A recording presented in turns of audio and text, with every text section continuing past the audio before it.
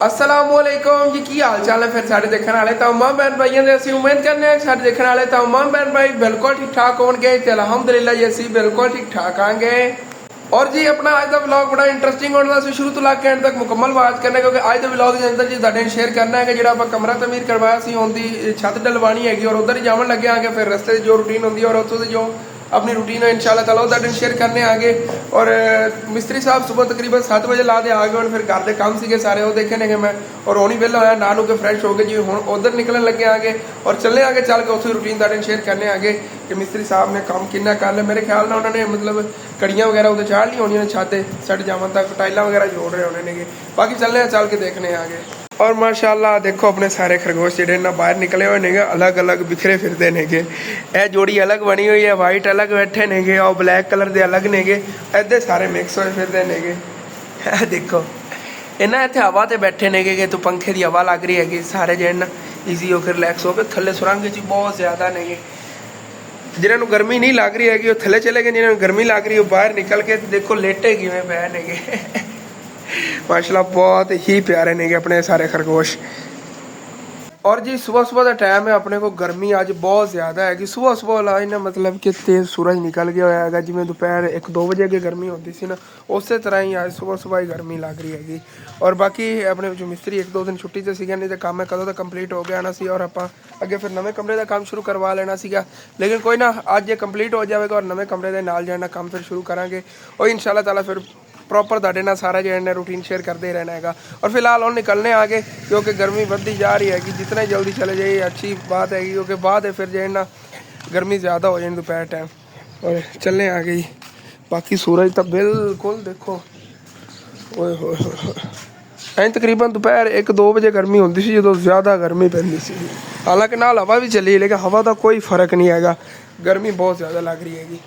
इतों निकल पे आगे बाकी और चलने आगे सफ़र भी काफ़ी बन जाता है और तुहानू पता है गर्मी सफ़र करना कितना मुश्किल होता है तो अल्लाह पाक करम करेगा। तकरीबन मेरे अंदाजे ने तू सानू साहिवाल जिन्ना ही सफ़र है 26-27 किलोमीटर होना है। साहिवाल या 25 किलोमीटर है और 26-27 किलोमीटर होना साहिवाल थोड़ा बहुत ज़्यादा ही होना है। और कच्चा रास्ता इधर आ जाता है कच्चे रास्ते से सफ़र करना बहुत मुश्किल होता है। साहिवाल इतों त्रेवी है साढ़े घर तो तकरीबन 25-26 किलोमीटर बनता है।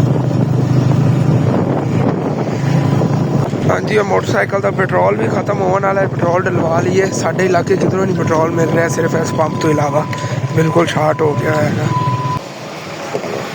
पेट्रोल भी इतों डलवा लिया है बाकी हम चलने आगे अज का सारा दिन तो पेट्रोल खत्म नहीं होता 1000 रुपये तो डलवाया और ईजी लग जाता है जो इधर चक्कर लगे अगे पिछले कोई ना कोई काम जाना पैंता है तो 1000 रुपये का पेट्रोल जो है ना साढ़ा लग जाता होता है।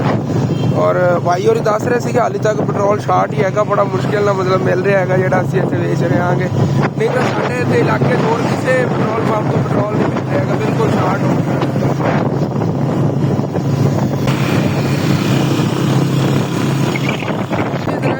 अंदर ना हम फिर दिन ब दिन पानी बढ़ता ही जा रहा है। अगले दिन जो असं गुजरे ना इतने थोड़ा बहुत पानी सीगा अज देखा है तो भाई साहब है सारा हिस्सा भरिया खड़ा है और पिछों पानी और आ रहा है। अगे हाले तक सावन का मौसम आ रहा है उदो इतनी ज़्यादा बारिशा होनी उदो फिर कितना ज़्यादा पानी आया सोचने वाली गल तो किधरे किधरे बारिशा हो रही लाहौर वाली साइड से उन्हों का पानी इतने आया है। हाले तक बहुत ज़्यादा बारिशा होनी उदो फिर पानी पानी होना है सारा अल्लाह ना करे पहले जिस तरह होने वैसे इस बार कोई इंतजाम नहीं है पहले तो थोड़ा बहुत असी ना सैड तो ना पत्थर ला ले ऐसे नहीं हूँ सारे उवें बन टुटे हुए ने जे टुटे थे तो उवें ही पे हुए ने कोई इंतजाम नहीं है कि कोई सेफ्टी का हो सकता है बाई चांस मतलब कि जिमें हूँ तुहानू पता सावन कितनी ज़्यादा बारिशा आनियां ने तो उस मौसम के फिर सैलाब का बहुत ज़्यादा खतरा होना है। इतों ही सारा सामने नज़र आ रहा है दरिया का पेट फुल हो गया है जो पानी इतों गुजरता होंदा सी ना हिस्सा सारा फुल है साइड से और इधर ब्रिज के थले ही एवं ही होना सेम इस साइड से जिधर नज़र जा रही है कि पानी नज़र आ रहा है अल्लाह खैर करेगा। और यह रहा जी रावी ब्रिज इस साइड से ना सिर्फ थले वाले होरले जोड़े दो ने ना इसे रह गए ने बाकी सारा परली साइड तो वो देखो पानी फुल गुजर रहा है। अगे जो पेट है उधरों सारा फुल होया है जितने नज़र जाती उधर पानी पानी नज़र आ रहा है। और काफ़ी ऊंचाई से सीगा मतलब जो सैलाब आया सी ना उदों भी इत्थे थोड़ा थोड़ा पानी सीगा और उपरला हिस्सा जो तो सारा भाई साहब जी फुल हो गया है।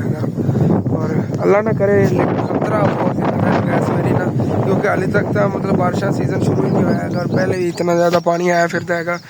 अगर जो बारिशा आई उदो फिर कितना ज़्यादा इतना पानी हो जाना, सोचने वाली गल है। कोई अल्लाह पाक करम करेगा इंशाल्लाह। सामने देखो ना, जो नज़र आ रहा सारा अगे तक इंदा दरिया का बड़ा खुला मतलब पेट असीं इनू कहने आगे, इत्थों लग के अगले हिस्से तक जितना ही हिस्सा है ना दरिया का वो फुल होया है।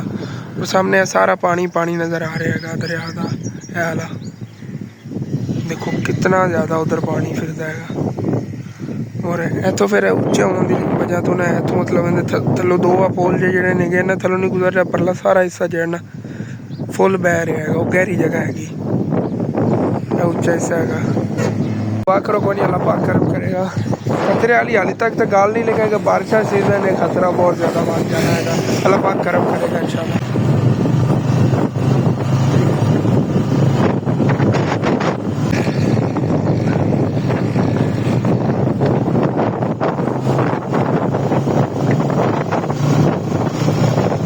और इतने इस बार पहुंचे खड़े आएंगे इतने जी आ दाइयां की फसल कड्डी जा रही है। मतलब असीं इन्हूं मुंजी कहने आगे, मेन जी चीज़ ये असल नाम सानूं समझ आएगी, चावल की फसल बीजी जा रही हैगी। दाई भी इनू कहते हैं, मुंजी भी कहते हैं।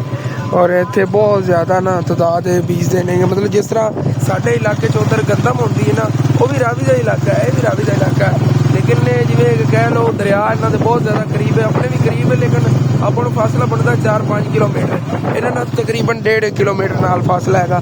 ये चीकनी मिट्टी ठीक तरह मतलब कि ना चावल करो होते नहीं। और सारे चावल का खेत है इधर नज़र जा रहा है। चावल की फसल की एक और गल कि जो ये करी बीजती जाती ना, मतलब कि लग जाती है मुंजी इहदे पनीरी इहदी लग जाती, उस तो बाद ने पानी नहीं इन्होंने सुकन देना होंदा है। फिर जो तक फसल तैयार नहीं होती उदों तक एवं ही पानी लग्या रहता है।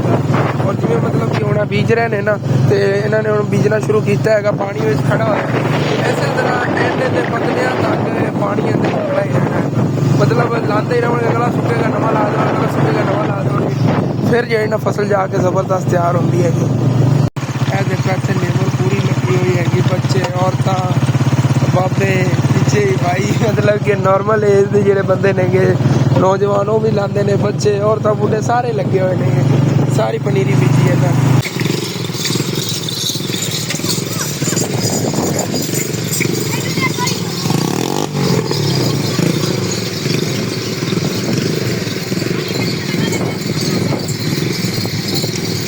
और जी नहर पानी बहुत ज़्यादा आ गया है। और जोड़े फार्मा वाले ने ना, मतलब इन्होंने फार्म ही बनाए हुए हैं, भैंसा के घर के नाल छोटे छोटे फार्म बनाए। इन्हें इतने अपनी भैंसा नवावन आ गए, अगे नवाते ही नहीं, पानी घट हो या वध हो।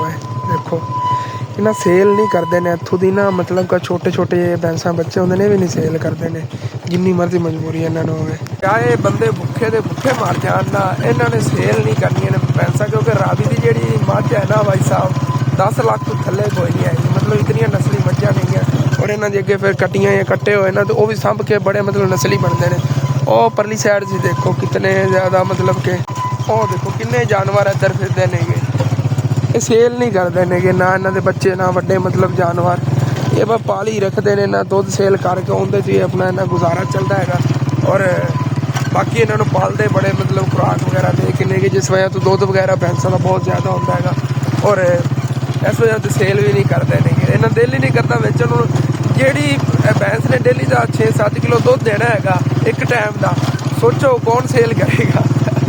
वो दिल करता किसी सेल करने, वो जितने की भैंस हैगी उतने तो उन्हें 4-5 महीने पैसे दे देने वापस, इस वजह से नहीं सेल करते नहीं। और देखो इतने ही सारे भैंसा झुंड नहीं पूरे पूरे, इन्होंने विचों प्यार नहीं करना पैना है। और पहुँच गया आगे, वो सामने आबादी नहीं। हाँ जी, और इतने आ गए आगे मिस्त्री साहब आए हुए ने, काम हो रहा है माशाल्लाह। उत्ते टाइलां वगैरह जड़ियां ना कैच करा रहे हैं हमजा भाई। चेक कर, जबरदस्त हो गया, मैं कहना लेवल हो गया भाई साहब। टाइलां जिवें तुहानूं दस्सिया सी टाइलां जोड़ रही होनी ने, टाइलां जोड़ रहे ने। और टाइलां जोड़ के उस तो बाद भाई साहब इहदे उत्ते मतलब कि मिट्टी वगैरह सट के फिर तो डबल टाइल करेंगे।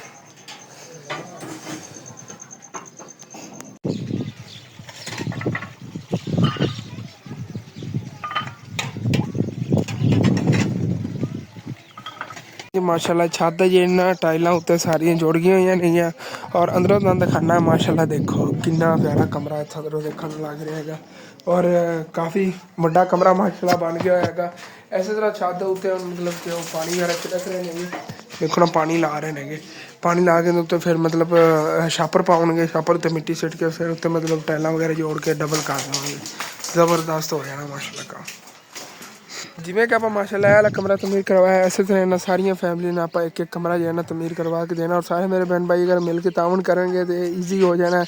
तकरीबन इतने 1 2 3 4 तो उधर एक फैमिली हैगी, 5 फैमिलियाँ रह गई ने जिन्होंने को अपने कमरे नहीं नेगे, उन्होंने 5 फैमिली ने आप इंशाल्लाह ताला इतने कमरे तमीर करवा के देने, मिल जुल के आप करेंगे तो इंशाल्लाह ताला ईजी हो जाने नेगे।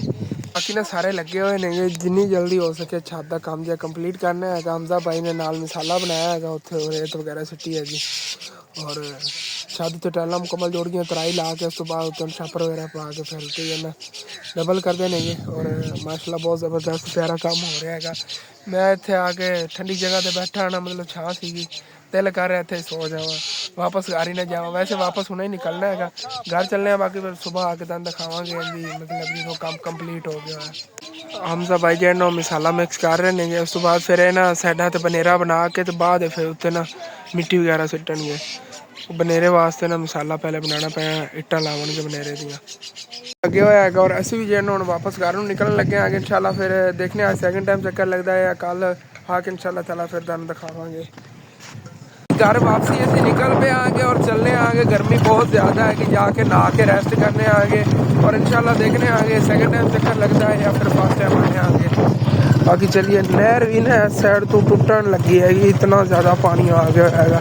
ਇਹੋ ਜਿਹੜੇ ਆਉਂਦੇ ਨੇ ਨਾ ਟੋਟੇ, ਇਹੋ ਟੋਟਿਆਂ ਵਾਲੀ ਜਗ੍ਹਾ ਤੋਂ मतलब टुटन का बहुत ज़्यादा खतरा होता है। जिस तरह के सामने आ रहा ਇਹੋ ਜਿਹੇ ਹਿੱਸਿਆਂ ਤੋਂ ਨਾ टुटन का बहुत ज़्यादा खतरा, टुट भी जाती है, खतरा ही नहीं होता।